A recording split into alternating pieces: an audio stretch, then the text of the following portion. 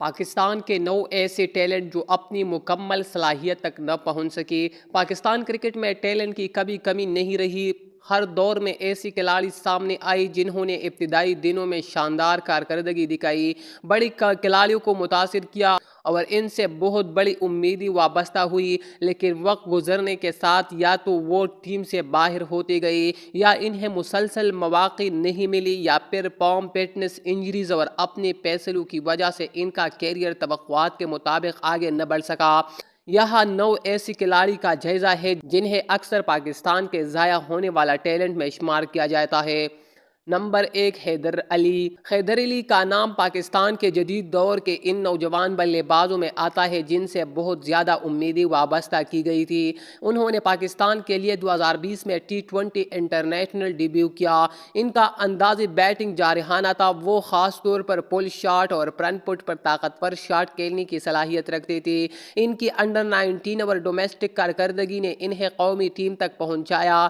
دوستو، پاکستان کے لیے انہوں نے کوئی ٹیسٹ میچ نہیں کھیلا، لیکن 2 ون ڈے میچز میں بھی پاکستان ٹیم کی انہوں نے نمائندگی کی، اوسط 21 کی، جبکہ بہترین 29 اور ٹوٹل 2 میچز میں 42 رنز بنائے۔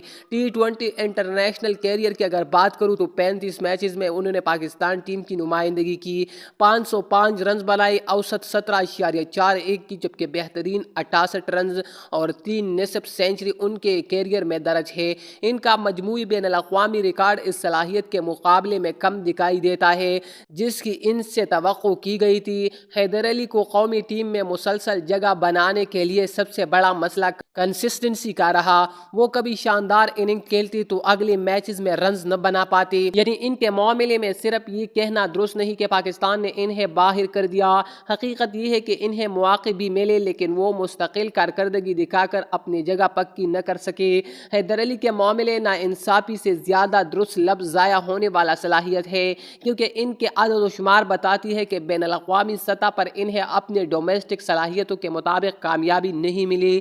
ان کا پس کلاس ریکارڈ حاصل متاثر کن رہا، 27 میچز میں 1797 رنز، اوسط 47.28 اور بہترین 206 رنز۔ سب سے بڑی خوبی حیدر علی کی سب سے بڑی خوبی قدرتی پاور ہٹنگ اور پل شاٹ تھی۔ اگر وہ اپنے شاٹ سلیکشن، مستقل مزاجی اور ٹیمپرامنٹ پر مزید کام کرتے تو ان کا بین الاقوامی کیریئر کہیں زیادہ بڑا ہو سکتا تھا۔ حیدر علی کو مکمل طور پر پاکستان کا ضائع کیا ہوا کھلاڑی کہنا درست نہیں، لیکن یہ ضرور کہا جا سکتا ہے کہ ان کی صلاحیت کے مقابلے میں ان کا بین الاقوامی کیریئر بہت چھوٹا رہا۔ نمبر 2، عمر اکمل۔ اگر پاکستان کے ضائع ہونے والا ٹیلنٹ کی بات ہو تو شاید عمر اکمل سب سے نمایاں نام ہے۔ عمر اکمل نے 2009 میں بین الاقوامی کرکٹ میں قدم رکھا اور اپنے پہلی ہی ٹیسٹ میچ میں نیوزی لینڈ کے خلاف 129 رنز بنا کر تہلکہ مچا دیا۔ اس کے بعد اپنی تیسری ون ڈے میچ میں سینچری نے ان کے مستقبل کے بارے میں مزید امیدیں پیدا کر دی۔ دوستو، ٹیسٹ میچز کی اگر بات کروں تو عمر اکمل نے 16 ٹیسٹ میچز میں پاکستان ٹیم کی نمائندگی کی۔ انہوں نے 1003 رنز، اوسط 35.82، بہترین 129 رنز ان کے کیریئر پر درج ہے۔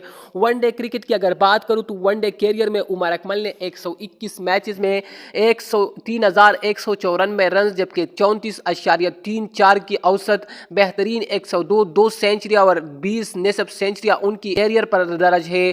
T20 انٹرنیشنل کی اگر بات کروں تو 84 T20 میچز میں پاکستان کی نمائندگی کرنے والا عمر اکمل نے 1690 رنز، اوسط 26.00، بہترین 94، 8 نصف سینچریاں ان کے کیریئر پر درج ہے۔ یہاں کہانی صرف سلیکشن کی نہیں ہے، عمر اکمل کے کیریئر میں فارم فٹنس، نظم و ضبط اور مختلف تنازعات بار بار سامنے آئی۔ 2017 میں فٹنس ٹیسٹ میں ناکامی کے باعث انہیں ویسٹ انڈیز کے دورے سے باہر ہونا پڑا۔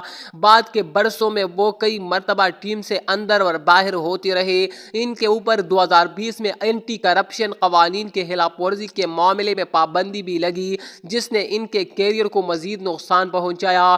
بعد میں اپیل کے نتیجے میں سزا کم کی گئی۔ عمر اکمل کے معاملے میں صرف سلیکشن کو ذمہ دار ٹھہرانا درست نہیں، ان میں اتنا صلاحیت ضرور تھے کہ وہ پاکستان کے بہترین مڈل آرڈر بلے بازوں میں شامل ہو سکتے تھے، لیکن ان کے اپنے فیصلوں اور نظم و ضبط کے مسائل نے بھی ان کے کیریئر کو شدید نقصان پہنچایا۔ عمر اکمل کی سب سے بڑی خوبی قدرتی شاٹ میکینک اسپن اور پاس بالنگ دونوں کے خلاف جارحانہ بیٹنگ اور مشکل صورتحال میں تیزی سے رنز بنانے کی صلاحیت تھی۔ 2014 کے T20 ورلڈ کپ میں آسٹریلیا کے خلاف ان کے 94 رنز کی اننگ اس ٹیلنٹ کی ایک بہترین مثال تھی۔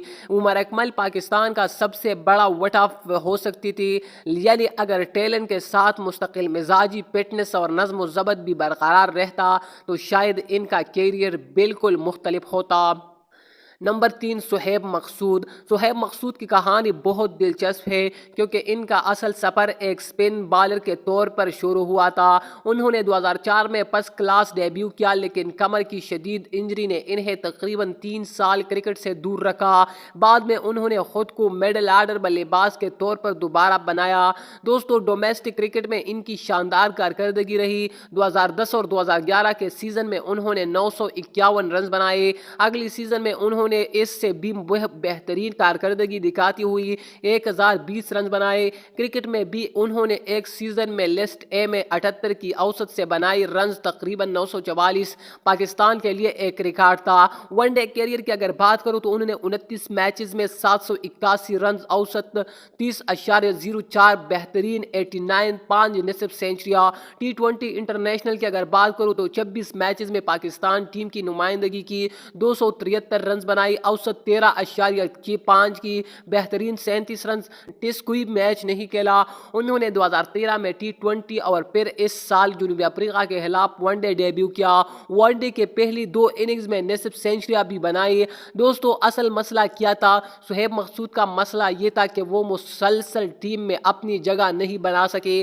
کبھی انہیں آسٹریلیا کے خلاف سیریز میں منتخب کیا گیا، پھر اگلی سیریز میں نیوزی لینڈ کے خلاف باہر کر دیا گیا۔ ڈومیسٹک کرکٹ میں اچھی کارکردگی کے بعد انہیں دوبارہ موقع ملتا رہا، یعنی ان کا کیریئر بار بار اندر باہر ہوتا رہا۔ دوستو، صہیب مقصود کا سب سے بڑا ہتھیار پاور ہٹنگ، لمبا قد اور بیٹ پٹ سے شاندار سٹروک تھی۔ یہ انہیں بعضی مبصرین نے ان کے قد اور سٹروک پلے کے وجہ سے انضمام الحق سے بھی ملایا۔ دوستو، صہیب مقصود کے معاملے میں سب سے بڑا سوال یہ ہے کہ اگر انہیں ایک مستحکم پوزیشن اور طویل موقع ملتا تو کیا وہ پاکستان کے مستقل مڈل آرڈر بلے باز بن سکتے تھے۔ نمبر 4، احمد شہزاد۔ دوستو، احمد شہزاد پاکستان کے ان بلے بازوں میں شامل ہے جن کے کیریئر کا آغاز انتہائی کم عمر میں ہوا۔ انہوں نے 2007 میں 16 سال کی عمر میں فرسٹ کلاس ڈیبیو کیا اور 2008 کے انڈر 19 ورلڈ کپ میں پاکستان کی نمائندگی کی۔ اس کے بعد صرف 17 سال کی عمر میں 2009 میں آسٹریلیا کے خلاف ون ڈے ڈیبیو کیا۔ ٹیسٹ کیریئر کی اگر بات کروں تو 13 ٹیسٹ میچز میں 982 رنز اور 40.92 بہترین ایوریج اور 176 3 سینچریاں بہترین ٹیسٹ کیریئر کے ساتھ انہوں نے شروعات کی۔ ون ڈے کیریئر کی اگر بات کروں تو 81 میچز میں 2605 رنز، اوسط 32.56 بہترین 124 اور 6 سینچریاں ان کے ون ڈے کیریئر میں درج ہے۔ T20 کیریئر کی اگر بات کروں تو 59 میچز میں انہوں نے پاکستان ٹیم کی نمائندگی کی، 1471 رنز، 25.81 کی بہترین اوسط، بہترین 111 رنز، 1 سینچری ان کے کیریئر پر درج تھے۔ تو 2014 کے T20 ورلڈ کپ میں احمد شہزاد پاکستان کے پہلی کھلاڑی بنے جنہوں نے ٹیسٹ، ون ڈے اور T20 تینوں فارمیٹس میں سینچریاں مکمل کی۔ یہ اس بات کا ثبوت تھا کہ ان میں غیر معمولی صلاحیت موجود تھی۔ پھر کیا ہوا؟ 2011 کا ورلڈ کپ ان کے لیے بہت مشکل رہا اور اس کے بعد وہ تقریباً 2 سال تک قومی ٹیم سے باہر رہے۔ بعد میں وہ واپس آئے، سینچریاں بنائی، ٹیسٹ میں بھی کامیابیاں حاصل کی، لیکن مسلسل فارم برقرار رکھنے میں مشکلات پیش آتی تھی۔ 2015 ورلڈ کپ کے بعد وہ ون ڈے ٹیم سے بھی باہر ہو گئے۔ اسی عرصے میں فٹنس اور ڈسپلن سے متعلق خبریں بھی سامنے آئی تھی۔ تاہم 2016 اور 2017 کے ڈومیسٹک اور PSL کارکردگی نے انہیں دوبارہ قومی ٹیم کے دروازے تک پہنچایا۔ احمد شہزاد کے بارے میں یہ کہنا زیادہ مناسب ہے کہ انہیں کئی مواقع ملے لیکن وہ ہر بار مستقل کارکردگی سے اپنی جگہ برقرار نہ رکھ سکے۔ البتہ یہ ضرور کہا جا سکتا ہے کہ 2011 کے بعد ان کا 2 سال تک باہر رہنا اور پھر بار بار واپسی اور اخراج نے ان کے کیریئر کو مسلسل متاثر کرتا رہا۔ ان کی سب سے بڑی خوبی قدرتی اوپننگ بیٹنگ، جارحانہ انداز اور بڑا اسکور بنانے کی صلاحیت تھی۔ احمد شہزاد میں اتنا ٹیلنٹ ضرور تھا کہ وہ پاکستان کے طویل عرصے تک مستقل اوپنر بن سکتے تھے، لیکن ان کا کیریئر نے ان کے صلاحیتوں کے مقابلے میں بہت اتار چڑھاؤ کا شکار رہا۔ نمبر 5، عامر یامین۔ عامر یامین اسپرس میں ایک مختلف قسم کا ٹیلنٹ ہے۔ وہ دائیں ہاتھ کے میڈیم پاس بالر اور لوور آرڈر میں مفید بلے باز تھے۔ انہوں نے 2009 میں پاکستان کسٹمز کی طرف سے فرسٹ کلاس ڈیبیو کیا۔ پاکستان کے لیے بین الاقوامی سفر کی اگر بات کروں تو ون ڈے 4 میچز 154 رنز، اوسط 77.00، 2 وکٹ۔ T20 انٹرنیشنل کی اگر بات کروں تو 2 میچز 37 رنز، اوسطاً 18.50، 2 وکٹ۔ انہوں نے 2015 میں بین الاقوامی ڈیبیو کیا اور 2015 سے 2018 کے درمیان پاکستان کے لیے کھیلا۔ ان کا آخری ون ڈے اور T20 دونوں 2018 میں نیوزی لینڈ کے خلاف آئی۔ دوستو 2015 میں زمبابوے کے خلاف ون ڈے سیریز میں انہوں نے انور علی کے فٹنس ٹیسٹ کلیئر نہ کرنے کے بعد موقع ملا۔ دوسری ون ڈے میں پاکستان 76 رنز پر 6 وکٹیں کھو چکا تھا، لیکن عامر یامین نے 68 رنز کی شاندار اننگ کھیل کر شعیب ملک کے ساتھ 111 کی شاندار شراکت قائم کی۔ پاکستان صرف 5 رن سے میچ ہارا۔ یہ وہ موقع تھا جب لگا کہ پاکستان کو ایک مفید آل راؤنڈر مل سکتا ہے۔ پھر کیا ہوا؟ اس اچھی کارکردگی کے باوجود انہیں تقریباً 2 سال تک دوبارہ موقع نہیں ملا۔ بعد میں انہیں 2017 میں ورلڈ 11 سیریز کے لیے واپس بلایا گیا۔ عامر یامین کے معاملے میں کم موقع کی بات سب سے زیادہ مضبوط دکھائی دیتی ہے۔ خود کرکٹ پروفائل میں بھی ان کے محدود مواقع کو ان کی صلاحیت پر پوری طرح ظاہر نہ ہونے کی ایک وجہ قرار دیا گیا۔ دوستو عامر یامین ان کھلاڑیوں میں شامل ہے جنہیں نے قومی سطح پر اپنی صلاحیت ثابت کرنے کے لیے مستقل موقع بہت کم ملا۔ نمبر 6، انور علی۔ انور علی پاکستان کے ان پاس بالنگ آل راؤنڈر میں شامل تھے جو بیٹنگ اور بالنگ دونوں سے میچ کا رخ بدلنے کی صلاحیت رکھتے تھے۔ انہوں نے پاکستان کے لیے 2008 میں T20 ڈیبیو کیا اور جبکہ ون ڈے ڈیبیو 2013 میں جنوبی افریقہ کے خلاف ہوا۔ ان کا آخری بین الاقوامی میچ 2016 میں بنگلہ دیش کے خلاف T20 تھا۔ دوستو ون ڈے کیریئر کی اگر بات کروں تو 22 میچز میں 321 رنز، اوسط 29.18، بہترین 43 اور 18 وکٹ۔ T20 انٹرنیشنل کی اگر بات کروں تو 16 میچز میں انہوں نے پاکستان ٹیم کی نمائندگی کی۔ 109 رنز، اوسط 15.57، بہترین 44 اور 10 وکٹ ان کے نام ہے۔ ٹیسٹ کرکٹ میں انہوں نے پاکستان ٹیم کو ریپرزینٹ نہیں کیا۔ 2013 میں جنوبی افریقہ کے خلاف اپنے ون ڈے ڈیبیو پر انور علی نے 43 نٹ آؤٹ بنائے اور 2 وکٹ حاصل کی، جس پر انہیں میچ کا بہترین کھلاڑی بھی قرار دیا گیا۔ 2015 میں سری لنکا کے خلاف T20 میں انہوں نے 46 رنز نٹ آؤٹ کی میچ وننگ اننگز کھیل کر پاکستان کا مشکل صورتحال سے نکالا۔ پھر ٹیم سے باہر کیوں ہوئی؟ انور علی کو مسلسل انجریز، فٹنس کے مسائل، فارم اور ٹیم کی کمبینیشن کے مسائل کا سامنا رہا۔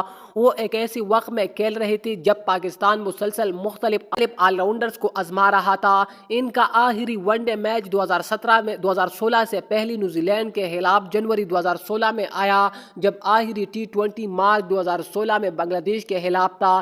دوستو انور علی کی اصل طاقت دونوں شعبوں میں پوری اثر ڈالنے کی صلاحیت تھی۔ وہ نچلے نمبروں پر تیز رنز بنانے کی صلاحیت رکھتے تھے اور درمیانی رفتار کے گیندوں سے اہم وکٹ بھی لے سکتے تھے۔ دوستو انور علی کے پاس پاکستان کے لیے ایک بہترین پاس بالنگ آل راؤنڈر بننے کا موقع تھا، لیکن ان کا بین الاقوامی سفر مستقل مزاجی سے آگے نہ بڑھ سکا۔ نمبر 7، بلاول بھٹی۔ اب آتے ہیں اسپرس کی شاید سب سے دلچسپ نام پر۔ بلاول بھٹی دائیں ہاتھ کے پاس میڈیم بالر اور آل راؤنڈر تھے۔ ان کا فرسٹ کلاس ریکارڈ ان کے بین الاقوامی ریکارڈ سے کہیں زیادہ متاثر کن رہا۔ دوستو پاکستان کے لیے بین الاقوامی ریکارڈ ٹیسٹ 2 میچز 70 رنز، اوسط 35.00، 6 wicket. One day 10 matches 89 runs, اوسط 14.83 اور 6 وکٹ۔ T20 انٹرنیشنل 9 میچز 23 رن، اوسط 11.50، 5 وکٹ۔ ان کا بین الاقوامی دور بنیادی طور پر 2013 سے 2015 تک رہا۔ ڈیبیو کی اگر بات کروں تو 2013 میں جنوبی افریقہ کے خلاف اپنے ون ڈے ڈیبیو میں بلاول بھٹی نے صرف 25 گیندوں پر 39 رن بنائے اور بالنگ میں 3 وکٹ 37 رن دے کر حاصل کی، یعنی ڈیبیو ہی میں بیٹ اور گیند دونوں سے میچ وننگ پرفارمنس۔ یہ وہ لمحہ تھا جس سے محسوس ہوا کہ پاکستان کو ایک زبردست آل راؤنڈر مل گیا۔ بلاول بھٹی نے فرسٹ کلاس کرکٹ میں 74 میچز میں 304 وکٹ حاصل کی۔ ان کے بہترین اننگز میں بالنگ کے اعتبار سے 8 وکٹ 56 رنز اور ایک میچ میں 11 وکٹ 95 رنز بھی شامل ہے۔ یہ عدد بتاتی ہے کہ ڈومیسٹک سطح پر ان کے اندر بہت کچھ تھا۔ پھر قومی ٹیم میں سے دوری کیا بنی؟ ان کا آخری ٹیسٹ جنوری 2014، آخری ون ڈے فروری 2015 اور آخری T20 مئی 2015 میں آیا۔ بین الاقوامی سطح پر ان کی بالنگ کی کنسسٹنسی مسئلہ بنی، جبکہ پاکستان کے پاس فاسٹ بالنگ کے کئی دوسرے آپشن بھی موجود تھے۔ بلاول بھٹی کی سب سے بڑی خوبی تھی رفتار، ہٹنگ اور لوور آرڈر میں بڑی شاٹس کھیلنے کی صلاحیت۔ بلاول بھٹی کا معاملہ بھی ایک مثال ہے کہ ڈومیسٹک سطح پر غیر معمولی کارکردگی ہمیشہ بین الاقوامی کامیابی میں تبدیل نہ ہوتی۔ نمبر 8 عمران نذیر۔ دوستو، عمران نذیر پاکستان کے ان بلے بازوں میں شامل تھے جنہیں دیکھ کر لگتا تھا کہ یہ کھلاڑی چند گیندوں میں پورا میچ تبدیل کر سکتا ہے۔ وہ قدرتی طور پر انتہائی جارحانہ بلے باز تھے، خاص طور پر فاسٹ بالر کے خلاف ان کے ڈرائیوز، کٹ اور پل شاٹ دیکھنے والوں کو فوراً متوجہ کرتے تھے۔ عمران نذیر نے 1999 میں پاکستان کے لیے ٹیسٹ ڈیبیو کیا، جب اسی سال ون ڈے کرکٹ میں بھی قدم رکھا۔ ان کا بین الاقوامی کیریئر تقریباً 1999 سے 2012 تک مختلف ادوار میں پھیلا رہا، لیکن وہ مسلسل ٹیم کا حصہ نہیں بن سکے۔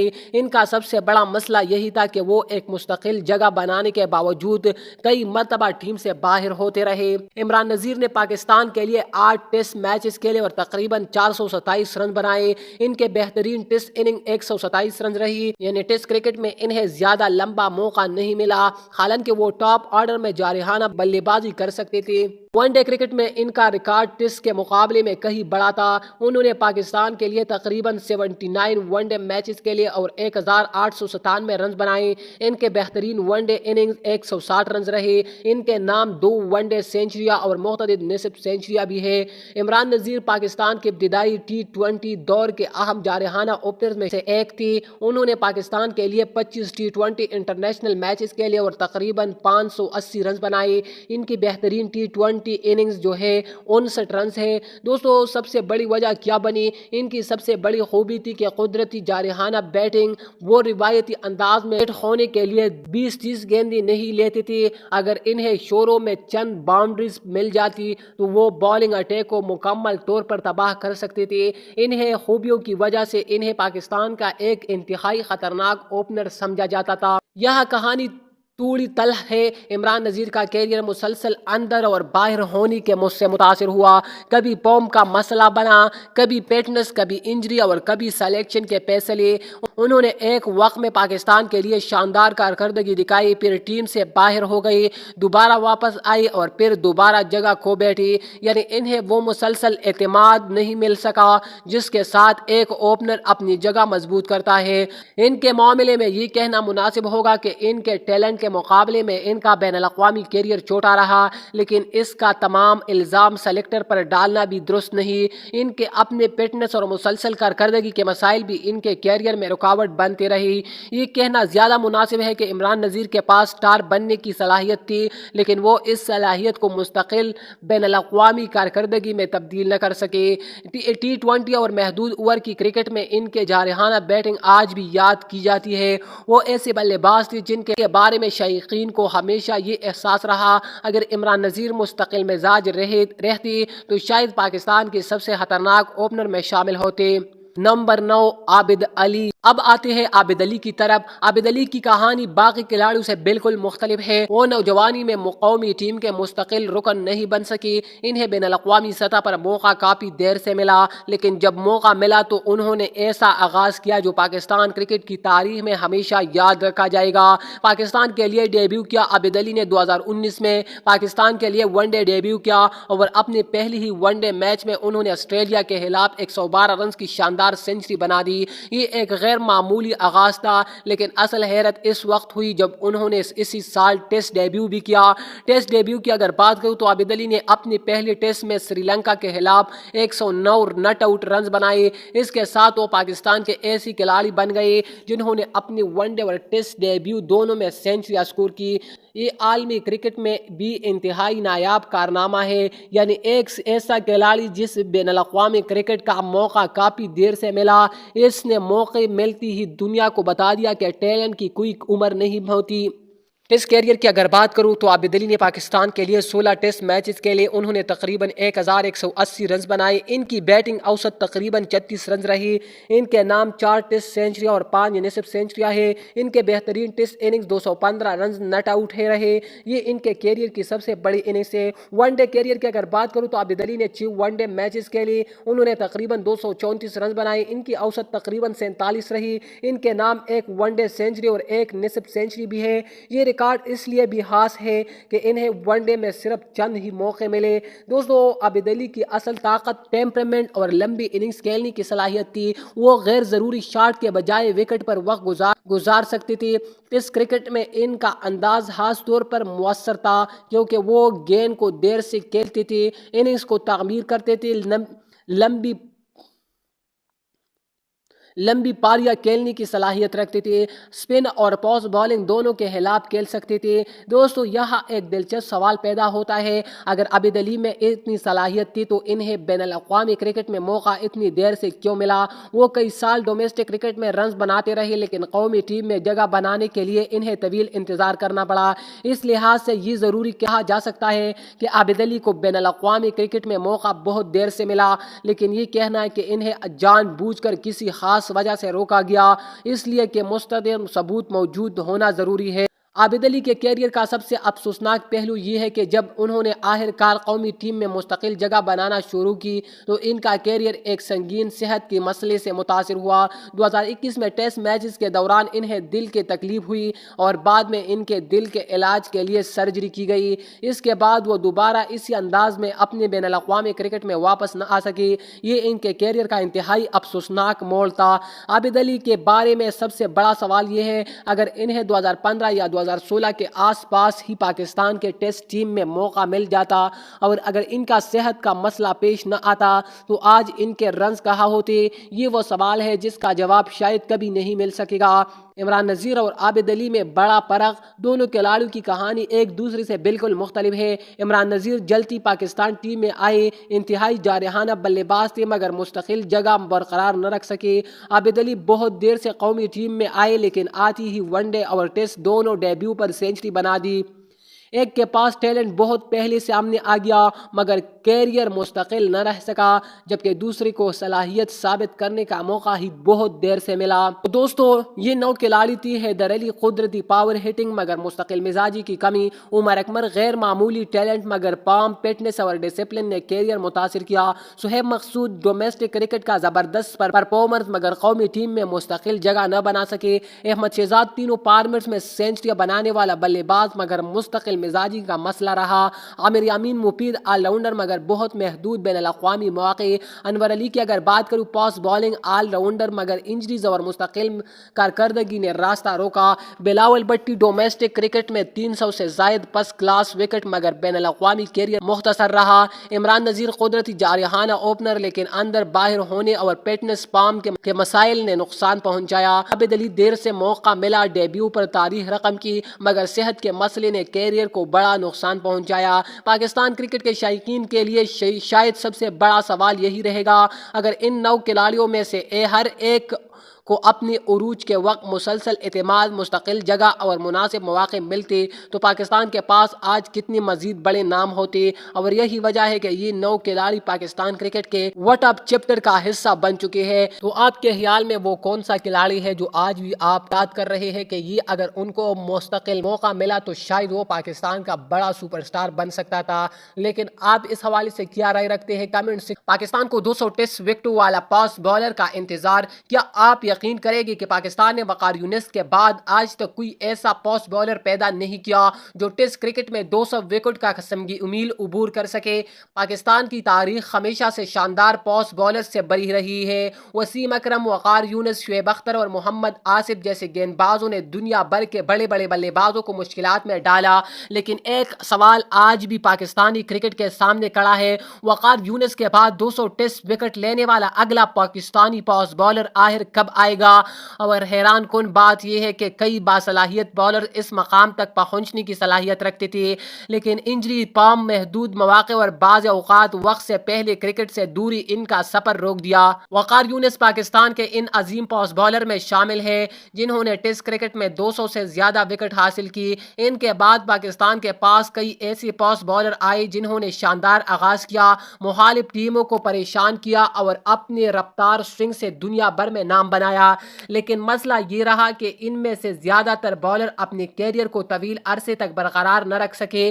کسی کو انجری نے روک دیا، کسی کی فارم خراب ہوئی، کسی کو ٹیم میں مستقل جگہ نہ مل سکے، جبکہ کچھ بالرز نے نسبتاً کم عمری میں ہی کرکٹ کو حیرآباد کہہ دیا۔ یہی وجہ ہے کہ پاکستان آج بھی وقار یونس کے بعد ایک ایسے فاسٹ بالر کا انتظار کر رہا ہے جو ٹیسٹ کرکٹ میں 200 وکٹ کا ہنسا عبور کرے۔ موجودہ پاکستانی بالرز کی بات کریں تو شاہین شاہ افریدی اس فہرست میں سب سے نمایاں نام ہے۔ شاہین شاہ نے بہت کم عمر میں عالمی کرکٹ میں اپنی شناخت بنائی۔ نئی گیند کے ساتھ ان کی سوئنگ، رفتار اور ابتدائی اوورز میں وکٹ لینے کی صلاحیت انہیں خطرناک بالر میں شامل کیا۔ وہ اب تک 126 ٹیسٹ وکٹ حاصل کر چکی ہے۔ اگر شاہین شاہ افریدی کو مسلسل ٹیسٹ کرکٹ کھیلنے، فٹنس برقرار رکھنے اور انجریز سے محفوظ رہنے کا موقع ملتا ہے تو ان کے پاس 200 وکٹوں تک پہنچنے کی صلاحیت موجود ہے، لیکن اس وقت وہ قومی ٹیسٹ ٹیم کا حصہ نہیں ہے اور یہی چیز ان کے 200 وکٹوں کے سفر کو مزید مشکل بنا سکتی ہے۔ شاہین شاہ افریدی کے بعد ایک اور تجربہ کار نام ہے محمد عباس۔ محمد عباس نے اپنی شاندار لائن اور لین سوئنگ اور مسلسل دباؤ کے ذریعے ٹیسٹ کرکٹ میں پاکستان کے لیے اہم کردار ادا کیا۔ وہ اب تک 119 ٹیسٹ وکٹ حاصل کر چکے ہیں، لیکن یہاں سب سے بڑا سوال عمر کا ہے۔ یا محمد عباس کے پاس اتنا وقت باقی ہے کہ وہ مزید 81 وکٹ حاصل کر کے 200 کا ہنسا عبور کر سکے؟ یہ آسان کام نہیں ہے، لیکن کرکٹ میں ناممکن بھی کچھ نہیں۔ اگر انہیں مسلسل موقع ملے اور وہ فٹ رہے تو وہ اس ہدف کے قریب ضرور جا سکتے ہیں، لیکن اصل مسئلہ صرف ایک بالر کا نہیں ہے، اصل مسئلہ پاکستان کے فاسٹ بالنگ سسٹم کا ہے۔ پاکستان میں ٹیلنٹ کی کوئی کمی نہیں، ہر چند سال بعد کوئی نہ کوئی نوجوان فاسٹ بالر سامنے آتا ہے جو اپنے رفتار سے سب کی توجہ حاصل کرتا ہے، لیکن سوال یہ ہے کہ کیا ہم اسے طویل عرصے تک تیار بھی کرتے ہیں؟ فاسٹ بالنگ ایک ایسا شعبہ ہے جس میں فٹنس، ورک لوڈ مینجمنٹ، درست کوچنگ اور مسلسل مواقع انتہائی اہم ہوتی ہے۔ اگر ایک نوجوان بالر کو بار بار انجریز کا سامنا ہو، ٹیم سے اندر باہر کیا جائے یا اس کا ورک لوڈ مناسب طریقے سے مینج نہ ہو تو اس کا کیریئر متاثر ہونا فطری بات ہے، اور شاید یہی وہ جگہ ہے جہاں پاکستان کو سب سے زیادہ کام کرنے کی ضرورت ہے۔ اگر پاکستان کو ایک ایسی فاسٹ بالر مل جائے تو 10 سے 15 سال تک مسلسل ٹیسٹ کرکٹ کھیلے، فٹ رہے، ہر سیزن میں اہم وکٹ حاصل کرے اور آخر کار 200 سے بھی زیادہ ٹیسٹ وکٹ اپنے نام کر لے، تو یہ صرف ایک کھلاڑی کی کامیابی نہیں ہوگی، یہ پاکستان کی پوری فاسٹ بالنگ سسٹم کی کامیابی ہوگی، کیونکہ پاکستان کے پاس رفتار ہمیشہ سے رہی ہے، پاکستان کے پاس ٹیلنٹ ہمیشہ سے رہا ہے۔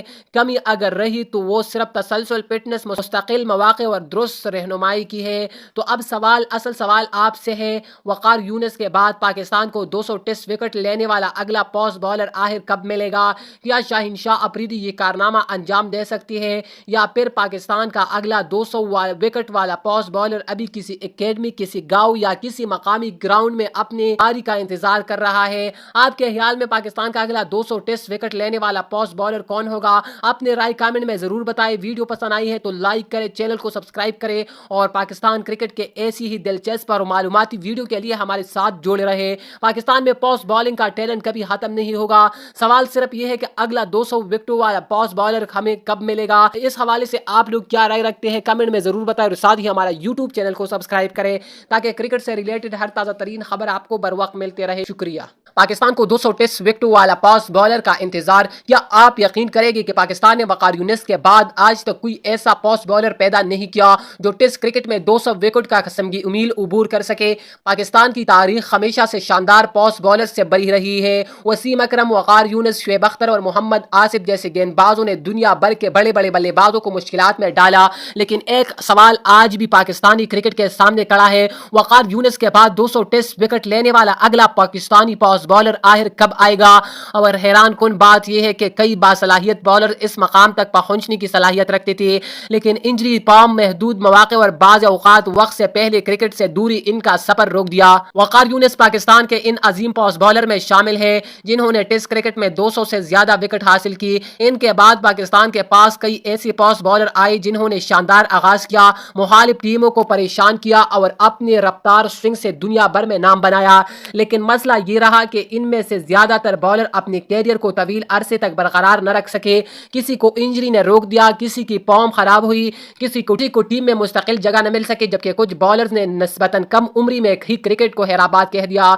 यही वजह है कि पाकिस्तान आज भी वक़ार यूनिस के बाद एक ऐसे फास्ट बॉलर का इंतजार कर रहा है जो टेस्ट क्रिकेट में 200 विकेट का हिस्सा उबूर करे। मौजूदा पाकिस्तानी बॉलर्स की बात करें तो शाहीन शाह अफरीदी इस फहरिस्त में सबसे नुमाया नाम है। शाहीन शाह ने बहुत कम उम्र में आलमी क्रिकेट में अपनी शनाख्त बनाई। नई गेंद के साथ इनकी स्विंग, रफ्तार और इब्तिदाई ओवर्स में विकेट लेने की सलाहियत इन्हें खतरनाक बॉलर में शामिल किया। वो अब तक 126 टेस्ट विकेट हासिल कर चुकी है। अगर शाहीन शाह अफरीदी को मुसलसल टेस्ट क्रिकेट खेलनी, फिटनेस बरकरार रखनी और इंजरीज से महफूज रहने का मौका मिलता है तो इनके पास 200 विकेटों तक पहुंचने की सलाहियत मौजूद है। लेकिन इस वक्त वो कौमी टेस्ट टीम का हिस्सा नहीं है और यही चीज इनके 200 विकेटों के सफर को मजीद मुश्किल बना सकती है। शाहीन शाह अफरीदी के बाद एक और तजुर्बाकार नाम है मोहम्मद अब्बास। मोहम्मद अब्बास ने अपनी शानदार लाइन और लेन स्विंग और मुसलसल दबाव के जरिए टेस्ट क्रिकेट में पाकिस्तान के लिए अहम किरदार अदा किया। वो अब तक 119 टेस्ट विकेट हासिल कर चुके हैं। लेकिन यहाँ सबसे बड़ा सवाल उम्र का है। या मोहम्मद अब्बास के पास इतना वक्त बाकी है कि वो मजीद 81 विकेट हासिल करके 200 का हिस्सा उबूर कर सके। ये आसान काम नहीं है, लेकिन क्रिकेट में नामुमकिन भी कुछ नहीं। अगर इन्हें मुसलसल मौके मिले और वो फिट रहे तो वो इस हदफ के करीब जरूर जा सकते हैं। लेकिन असल मसला सिर्फ एक बॉलर का नहीं है, असल मसला पाकिस्तान के फास्ट बॉलिंग सिस्टम का है। पाकिस्तान में टैलेंट की कोई कमी नहीं। हर चंद साल बाद कोई न कोई नौजवान फास्ट बॉलर सामने आता है जो अपने रफ्तार से सबकी तवज्जो हासिल करता है। लेकिन सवाल यह है कि क्या हम इसे तवील अरसे तक तैयार भी करते हैं।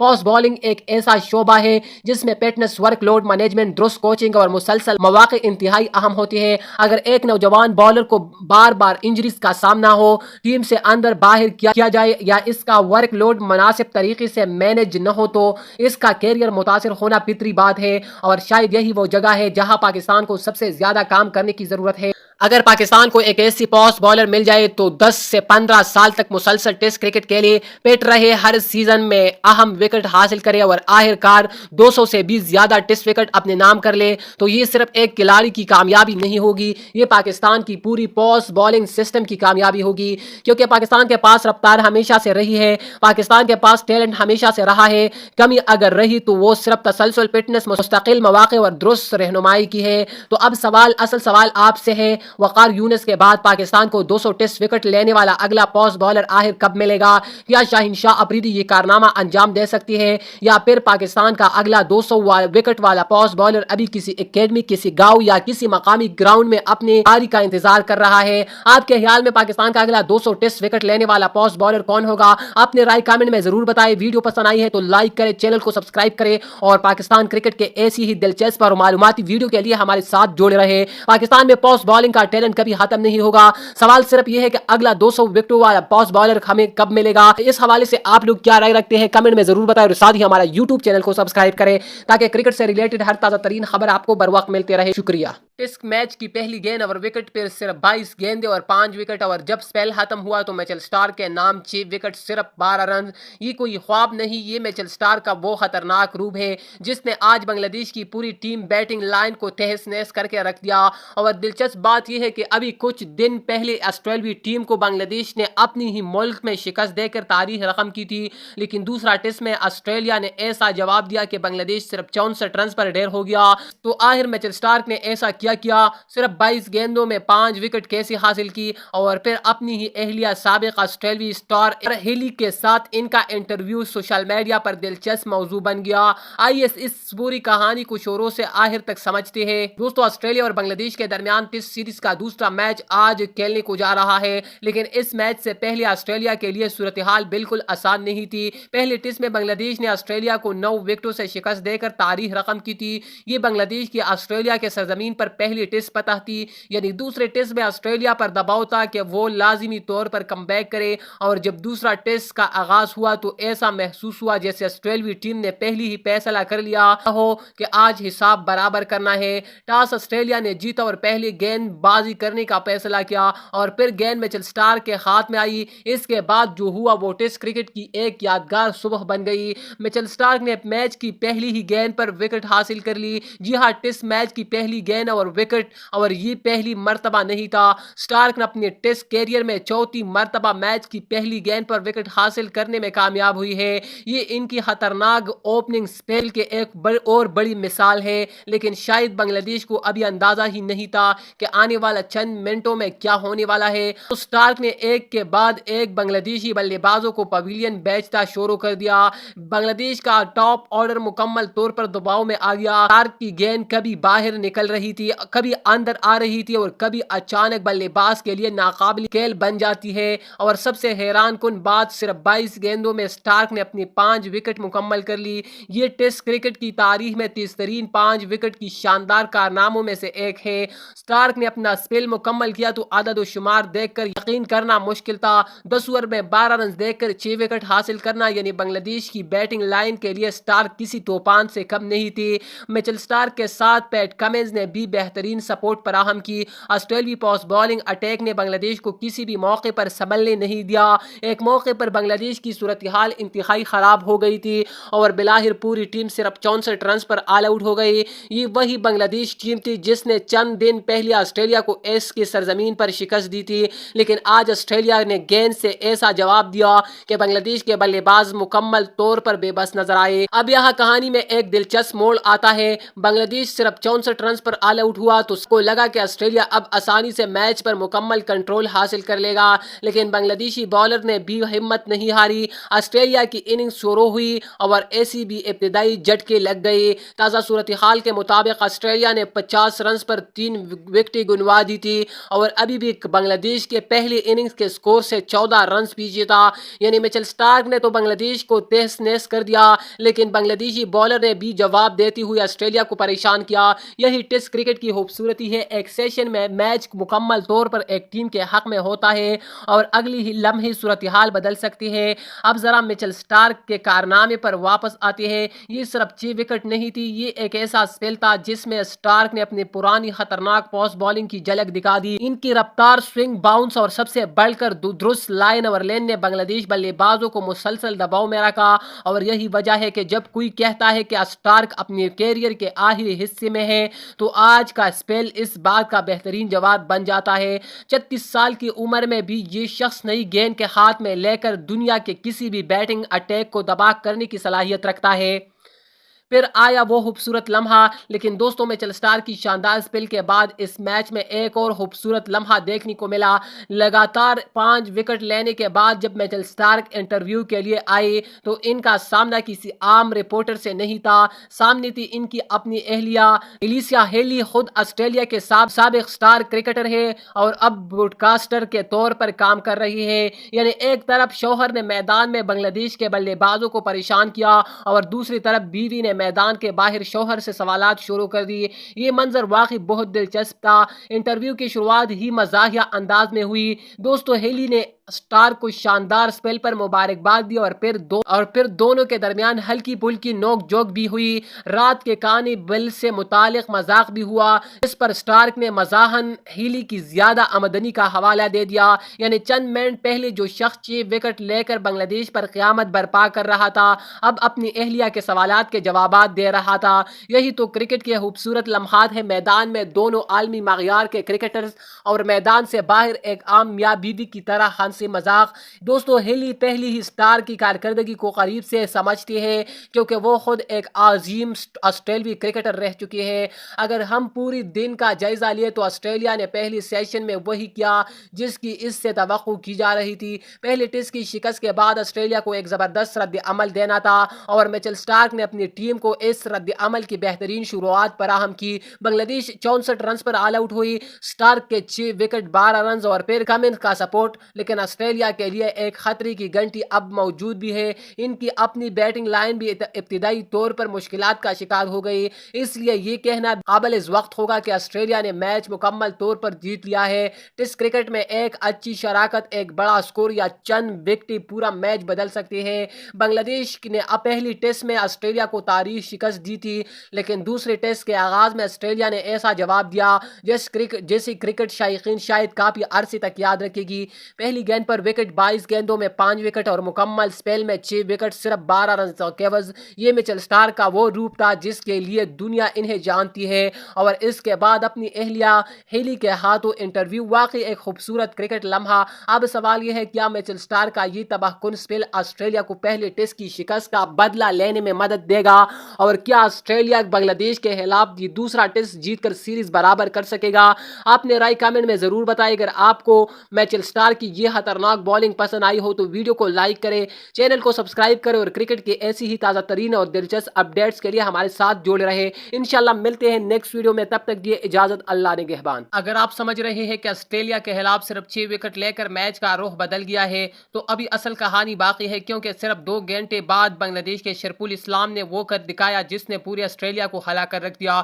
9 اوور، صرف 31 رنز اور 6 وکٹ، اور ان 6 وکٹوں میں آخری شکار کون تھا؟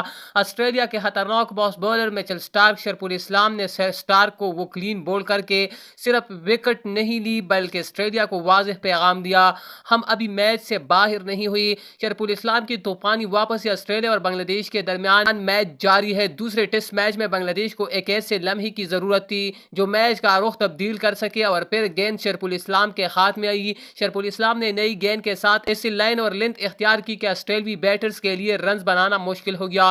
ایک کے بعد ایک وکٹ، اور پھر وکٹوں کا سلسلہ ایسا شروع ہوا کہ آسٹریلیا کی بیٹنگ لائن پریشر میں آتی چلی گئی۔ صرف 9 اوور کے اسپیل میں 31 رنز دے کر 6 وکٹ، یہ صرف عدد و شمار نہیں بلکہ ایک ایسی بالنگ پرفارمنس تھی جس نے بنگلہ دیش کو دوبارہ مقابلے میں کھڑا کیا پر آئے۔ لیکن اس اسپیل کا سب سے یادگار لمحہ اس وقت آیا جب شرپول اسلام کے سامنے مچل اسٹارک موجود تھی۔ اسٹارک کو گیند ہوئی اور شرپول اسلام نے انہیں کلین بول کر دیا۔ 6 وکٹ مکمل، بنگلہ دیش کھلاڑی خوشی سے جھوم اٹھے، جبکہ شرپول اسلام کے چہرے پر وہ اعتماد صاف نظر آ رہا تھا جو کسی بڑی بالر کی پہچان ہوتا ہے۔ آسٹریلیا کے سرزمین پر آسٹریلیا کے خلاف ایسی پرفارمنس یقیناً شرپول اسلام کے کیریئر کے یادگار لمحات میں شمار ہو گئی۔ 2 ماہ 6 وکٹوں کے اسپیل، اور یہی کہانی مزید دلچسپ ہو جاتی ہے۔ شرپول اسلام نے اسی میچ میں کمال نہیں کیا، انہوں نے جون میں آسٹریلیا کے خلاف تیسری ون ڈے میں بھی 6 وکٹ حاصل کی تھی، اور اب اگست میں دوسرا ٹیسٹ آسٹریلیا کے خلاف پھر 6 وکٹ، یعنی جون 6 وکٹ، اگست 6 وکٹ، مخالف آسٹریلیا فارمیٹ، مختلف مہینے، مختلف تاریخ، لیکن آسٹریلیا کے لیے مسئلہ ایک ہی، شرپول اسلام۔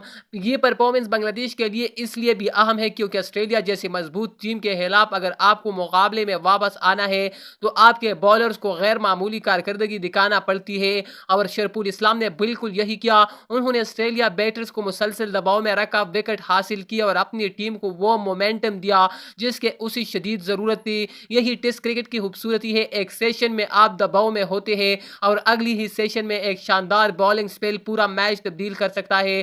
دوستو، اب یہاں پاکستان کرکٹ شائقین کے ذہن میں ایک سوال ضرور پیدا ہوگا، ہمارے پاس بھی شاہین شاہ افریدی، نسیم شاہ اور حارث رؤف جیسی باصلاحیت فاسٹ بالر موجود ہے، لیکن سوال کسی ایک کھلاڑی کو تنقید کا نشانہ بنانا نہیں، سوال یہ ہے کہ کیا ہمارے فاسٹ بالر بھی بڑے مواقع پر اس طرح مسلسل اور میچ وننگ پرفارمنس دکھا سکتی ہے؟ کیونکہ عالمی کرکٹ میں صرف نام کاپی نہیں ہونا چاہیے، اصل پہچان میدان میں کارکردگی سے بنتی ہے، اور شرپول اسلام نے آج آسٹریلیا کے خلاف اپنے نام کے ساتھ ایک اور بڑا کارنامہ ضرور جوڑ دیا ہے۔ دوستو، شرپول اسلام نے آج آسٹریلیا کو صرف 6 وکٹ نہیں دی، انہوں نے بنگلہ دیش کو امید، اعتماد اور میچ میں واپسی کا راستہ بھی دیا ہے۔ اب دیکھنا یہ ہوگا کہ کیا بنگلہ دیش اس شاندار بالنگ پرفارمنس کا فائدہ اٹھا کر آسٹریلیا کو واقعی مشکل میں ڈال سکتا ہے؟ کیا شرپول اسلام کی یہ 6 وکٹ بنگلہ دیش کو ایک تاریخی کامیابی کے قریب لے جائے گی؟